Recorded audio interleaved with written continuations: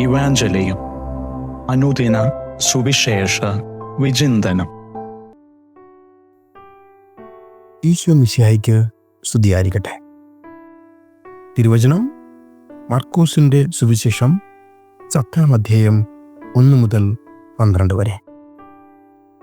സുവിശേഷം തുടങ്ങുന്നത് ഇപ്രകാരം: വീണ്ടും ജനങ്ങൾ യേശുവിൻ്റെ അടുക്കൽ ഒരുമിച്ച് കൂടി. പതിവ് പോലെ അവൻ അവരെ പഠിപ്പിച്ചു. ഞാൻ ചിന്തിക്കുകയായിരുന്നു, എന്താണ് ഈ ജനങ്ങളെ ഇത്രമാത്രം യേശുവിലേക്ക് ആകർഷിച്ചത്? എന്താണ് മറ്റ് വ്യക്തികളിൽ നിന്ന് യേശുവിൻ്റെ പഠനങ്ങൾ അവനെ വ്യത്യസ്തനാക്കി മാറ്റിയത്? നമ്മുടെയൊക്കെ ജീവിതത്തിൽ ചില വ്യക്തികളോടൊക്കെ സംസാരിക്കുമ്പോൾ അവരുടെ സാന്നിധ്യത്തിൽ നമുക്കൊക്കെ ഒരു സന്തോഷവും ആശ്വാസവും ഒക്കെ ലഭിക്കാറുണ്ട്. ഒരുപക്ഷെ ആ വ്യക്തിയുടെ ഉള്ളിലുള്ള ഏത് നന്മയാകാം, ആ വ്യക്തിയുടെ സ്വഭാവ വൈശിഷ്ട്യമാകാം, ഒരുപക്ഷെ അവനിലുള്ള അനുഗ്രഹമാകാം നമ്മെ ആ വ്യക്തിയോട് ഇത്രയേറെ താല്പര്യം തോന്നാൻ ഇടയാക്കുന്നത്. എന്താണ് നിന്നെ മറ്റുള്ളവരിൽ നിന്ന് വ്യത്യസ്തനാക്കുക എന്നൊരു ചിന്ത ഈ ഒരു സുവിശേഷ ഭാഗം നമുക്ക് നൽകുകയാണ്. യേശു തൻ്റെ പ്രവൃത്തിയിലൂടെ, വാക്കിലൂടെ, തൻ്റെ ജീവിതത്തിലൂടെ അനേകരെ ദൈവപിതാവിലേക്ക് ആകർഷിച്ചു.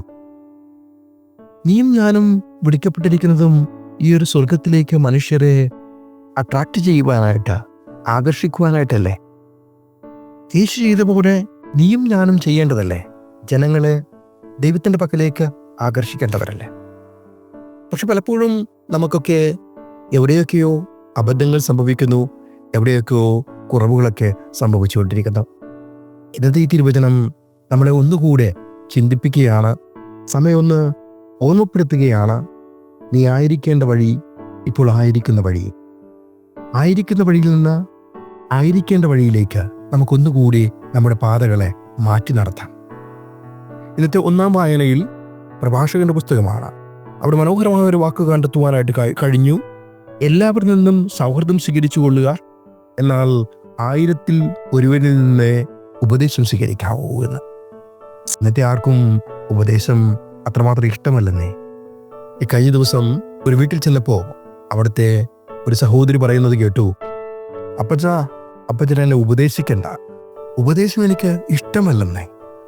ഇപ്പം ഈ അടുത്ത് വൈറലായ ഒരു കുട്ടിയുടെ പ്രസംഗം കേട്ടു.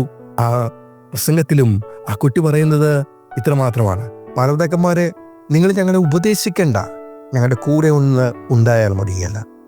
ഉപദേശം ഇഷ്ടപ്പെടാത്ത ഒരു തലമുറയിലേക്ക് നമ്മളൊക്കെ മാറിക്കൊണ്ടിരിക്കുന്നു. ഏതാണ് നല്ലതെന്നും ഏതാണ് മോശമെന്നും ആരും ഞങ്ങളെ പഠിപ്പിക്കേണ്ട, ഞങ്ങൾ സ്വയം മനസ്സിലാക്കിക്കൊള്ളാം എന്ന് പറയുമ്പോൾ അതൊരു അധപ്പതനമാണോ അതോ തിരിച്ചറിവോ എന്ന് മനസ്സിലാക്കാൻ കഴിയുന്നില്ല. ഈശോ ഒരു നല്ല സൗഹൃദം ഉണ്ടാക്കേണ്ടതിനെ കുറിച്ച്, സ്വർഗവുമായും മനുഷ്യരുമായും നല്ല സൗഹൃദം സ്ഥാപിക്കുന്ന ഒരു വ്യക്തിയായി തീർന്നിരുന്നു. അതുകൊണ്ട് തന്നെയാണ് ഈശോയിലെ പക്കലേക്ക് ഒരുപാട് മനുഷ്യർ ഇതേപോലെ ഒരുമിച്ച് കൂടുക. 1-ാം വായന നമ്മെ ഓർമ്മപ്പെടുത്തുന്നതും നല്ലൊരു സുഹൃത്തിൻ്റെ ആവശ്യകതയെക്കുറിച്ചാണ്. എങ്ങനെ വിശ്വസ്തനായ ഒരു സ്നേഹിതനായി നിനക്ക് മാറാം, വിശ്വസ്തനായ ഒരു സ്നേഹിതനെ നിനക്ക് നിൻ്റെ ജീവിതത്തിൽ എത്രമാത്രം ആവശ്യമാണ് എന്നതിൻ്റെ ഓർമ്മപ്പെടുത്തൽ കൂടിയാണ്. നമ്മൾ ഇന്ന് ഈ തിരുവചനം ധ്യാനിക്കുമ്പോൾ പ്രാർത്ഥിക്കാം: ദൈവമേ, എൻ്റെ വാക്കിലൂടെ, പ്രവൃത്തിയിലൂടെ സ്വർഗത്തെ നോക്കിക്കാണുന്ന മനുഷ്യരെ നിന്നിലേക്ക് അടുപ്പിക്കുവാൻ എന്നെ പഠിപ്പിക്കണമേ എന്ന്. നല്ലൊരു സ്നേഹിതനാകുവാൻ, നല്ലൊരു സുഹൃത്താകുവാൻ അനുഗ്രഹിക്കണമേ എന്ന് പ്രാർത്ഥിക്കാം.